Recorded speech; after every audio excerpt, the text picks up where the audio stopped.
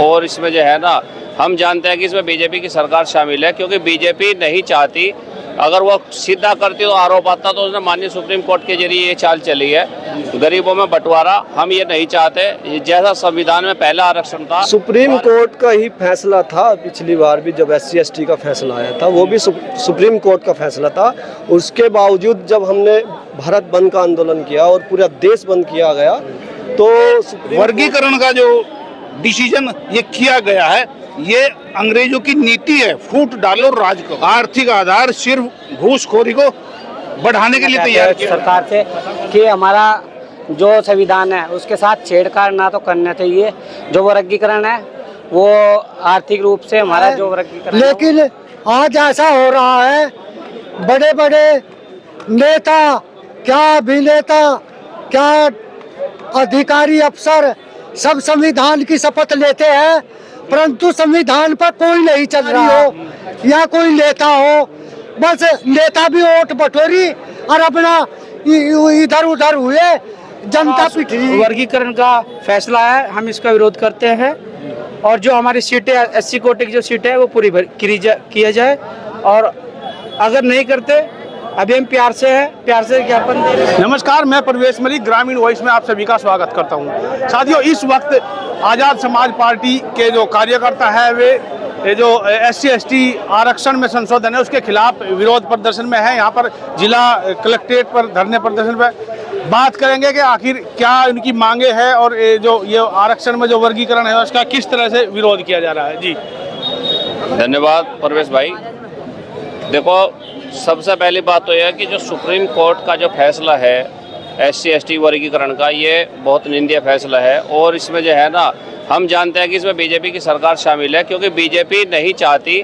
अगर वो सीधा करती तो आरोप आता, तो उसने माननीय सुप्रीम कोर्ट के जरिए ये चाल चली है गरीबों में बंटवारा। हम ये नहीं चाहते। जैसा संविधान में पहला आरक्षण था, वो आरक्षण जो का त्यों रहना चाहिए। और अगर इन्हें ज़्यादा ही गरीबों से प्यार है तो पहले जनगणना करा के, जातिगत जनगणना कराने के बाद, और उसको तब जो है ना, उसके बाद बंटवारा हो आरक्षण का, तब हम मानेंगे कि ये गरीबों के हित की सरकार है। नहीं तो ये विरोधी है, ये सिर्फ पूंजीपतियों की सरकार है, गरीबों की कभी हो ही नहीं सकती। सवाल एक आता है, जिस तरह सुप्रीम कोर्ट के फैसलों का जो स्वागत किया जाता है, जो भी फैसला हो, क्योंकि वो सर्वोच्च न्यायालय है, तो आप क्या कह रहे हैं? हम देखो, हम माननीय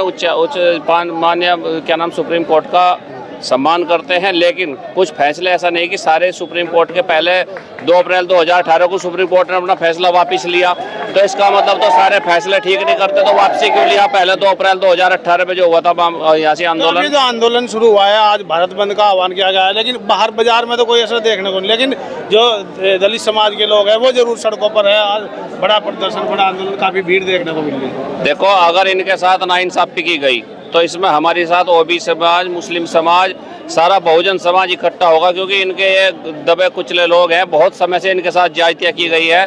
तो हम चाहते हैं कि अगर इनके साथ कोई हुआ तो इनके साथ सारा समाज खड़ा है और इनका हक मरने नहीं देंगे, चाहे कुछ भी हो जाए।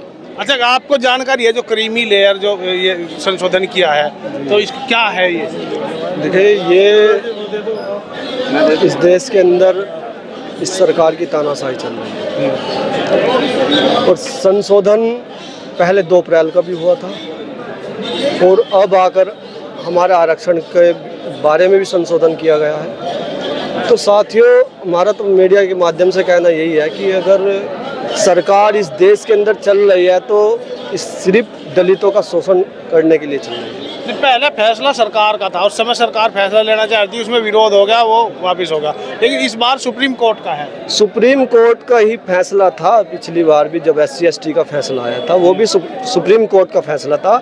उसके बावजूद जब हमने भारत बंद का आंदोलन किया और पूरा देश बंद किया गया, तो सुप्रीम कोर्ट को फैसला वापस लेना पड़ा। तो उस आंदोलन में हिंसा भी हुई थी काफी जगह।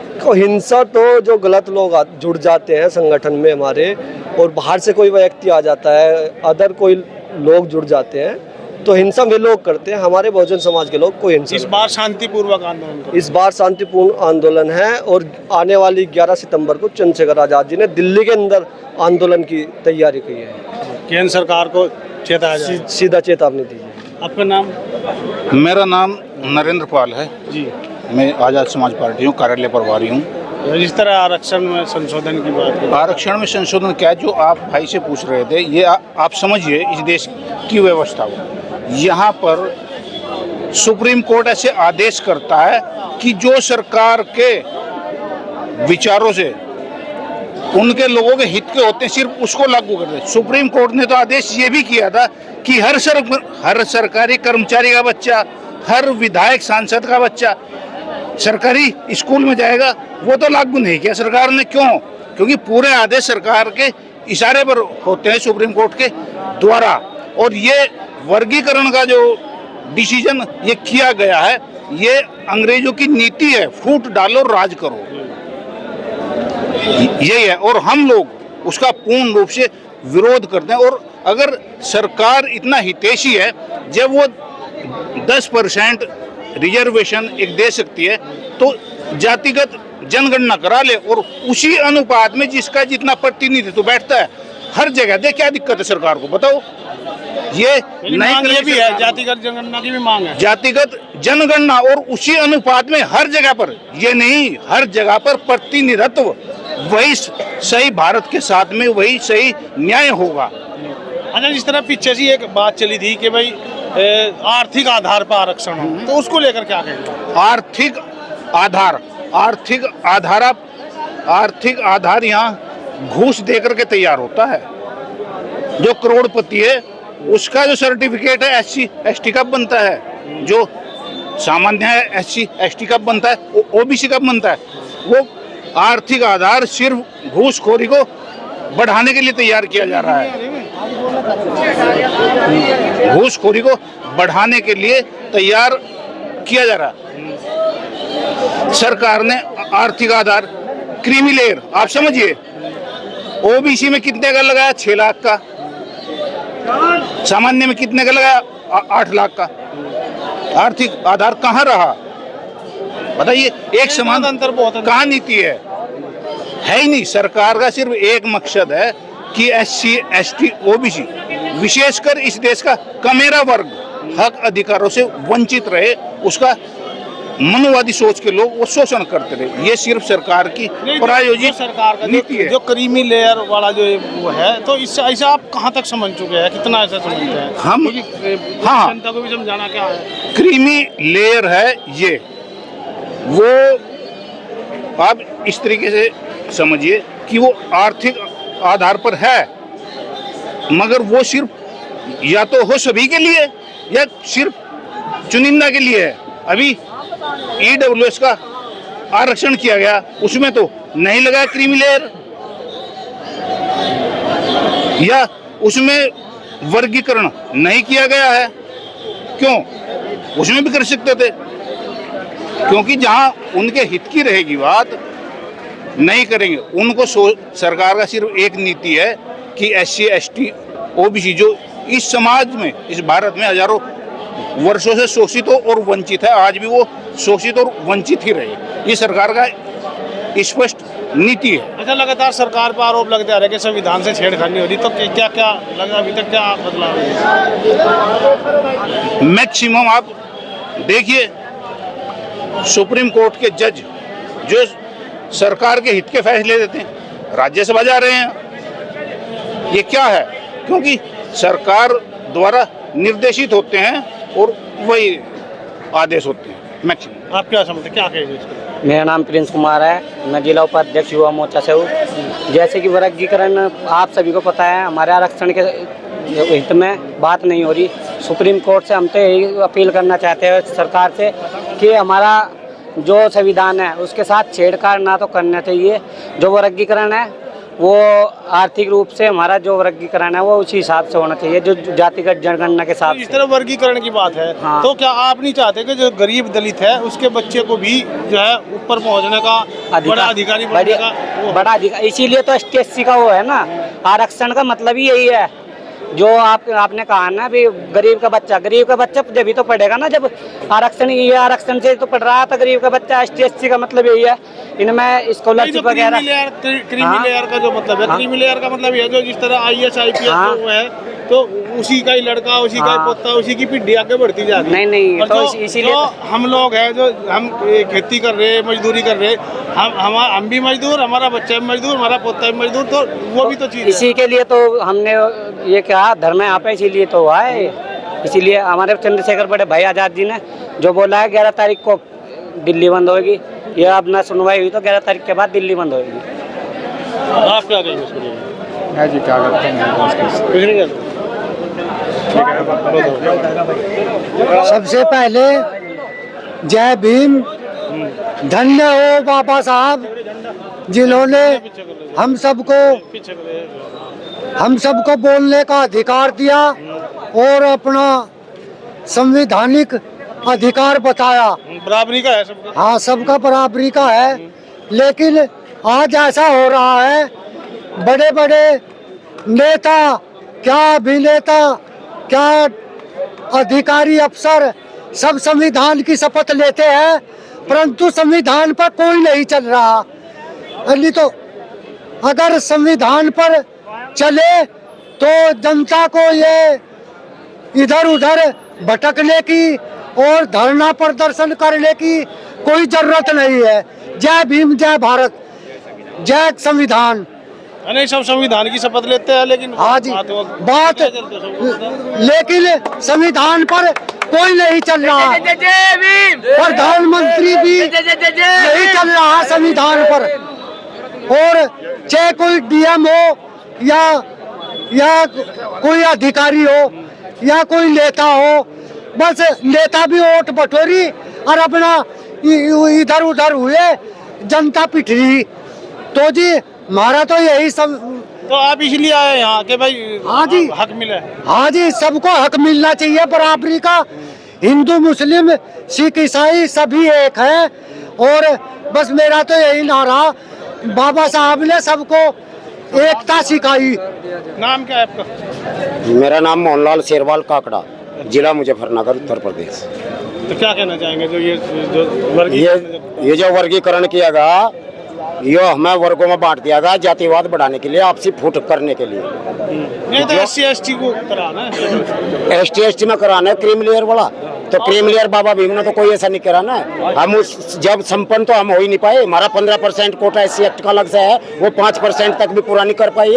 जब पूरा कर लेंगे जब तो इस नियम को निकाल सकते हैं। पहले तो हमारा कोटा पूरा कीजिएगा। अब मैं इनका अभी कुछ लोग आ रहे हैं, इन्हें दिखाना चाहूंगा। कुछ लोग और भी हैं यहाँ पर जो प्रदर्शन कर रहे हैं, इनसे बात करेंगे कि आखिर क्या है। नाम क्या है? मैं जिला अध्यक्ष हूँ भीम आर्मी जय भीम से। अच्छा, बड़े भाई राष्ट्रीय अध्यक्ष जो जी आज आंदोलन चल रहा है, आज भारत बंद का भी आह्वान है, तो क्या समझते हैं, क्या मामला? देखिए, जो सुप्रीम कोर्ट द्वारा वर्गीकरण का फैसला है, हम इसका विरोध करते हैं।